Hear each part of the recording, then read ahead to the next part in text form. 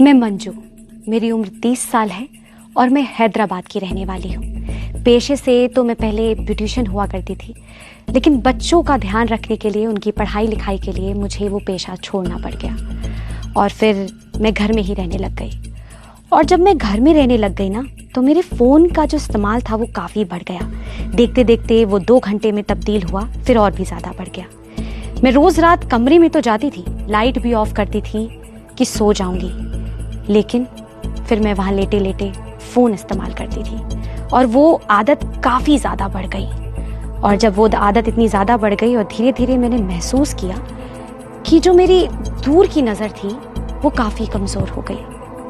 और एक रात जो मेरे साथ हुआ वो तो काफ़ी खतरनाक था। मैं रात को उठी, वॉशरूम जा रही थी और फिर मुझे सब कुछ धुंधला दिखने लग गया और थोड़ी देर बाद तो सब कुछ अंधेरे में तब्दील हो गया। मुझे कुछ नहीं दिखाई दे रहा था, सब कुछ ब्लैकआउट हो चुका था। जैसे जिक्सॉ पजल्स नहीं होते हैं कि आपको ऊपर नीचे मतलब कुछ भी ना दिखाई दे, वैसा सा हो गया।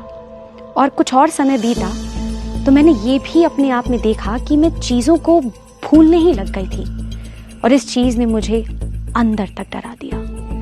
और डरने के बाद फिर मैंने सोचा कि मुझे अब डॉक्टर को दिखाना चाहिए और मैं डॉक्टर के पास गई ये जानने के लिए कि आखिर हो क्या रहा है मेरे साथ। जैसा मंजू के साथ हुआ वैसा शायद कहीं आपके साथ ना हो जाए। इससे पहले ज़रूरी है कि हम सावधान और सतर्क हो जाए।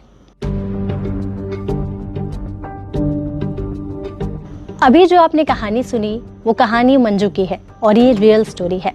ट्विटर पर डॉक्टर सुधीर कुमार ने इसे शेयर किया है और जब से उनके ट्वीट्स वायरल हुए हैं तब से ही लोग मोबाइल के ओवर यूज को लेकर तमाम तरह की बातें कर रहे हैं। तो अगर आप भी रात में सोने से पहले घंटों मोबाइल देखते हैं, इंस्टा चलाते हैं, फेसबुक या व्हाट्सएप या कोई भी चीज मोबाइल पर देखते हैं लगातार, तो ये वीडियो आपके लिए है। इसे एंड तक जरूर देखें। वीडियो शुरू करने से पहले मैं आपको बता दूं कि मंजू को जो ये बीमारी हुई थी, डॉक्टर्स ने उसे कंप्यूटर विजन सिंड्रोम का नाम दिया। और जब मंजू इस बीमारी को लेकर डॉक्टर के पास पहुंची थी तो डॉक्टर्स ने उन्हें कोई दवा नहीं दी, बस अपने स्क्रीन टाइम को हद से ज्यादा कम करने के लिए कह दिया। मंजू भी डरी हुई थी तो मंजू ने भी यही किया। उन्होंने महीनों तक अपने स्क्रीन टाइम को कम कर दिया और मोबाइल चलाना बेहद कम कर दिया। धीरे धीरे उनकी जो आंखों की रोशनी थी वो वापस आने लगी और उनका विजन सिंड्रोम भी ठीक हो गया और अब मंजू की आंखें पूरी तरीके से ठीक है। मोबाइल फोन, कंप्यूटर, लैपटॉप, इन सब का यूज आजकल हमारी लाइफ में काफी ज्यादा बढ़ गया है और इन सब का जितना यूज बढ़ रहा है उससे होने वाली बीमारियों की लिस्ट भी काफी लंबी है, जिसमें मंजू के साथ जो ये बीमारी हुई बस एक छोटा सा एग्जाम्पल है, लेकिन इस पर कोई बात नहीं करता। पहले हम आपको एक डेटा दिखाते हैं। साल 2015 में 10% स्कूली बच्चों को मायोपिया की बीमारी हो गई।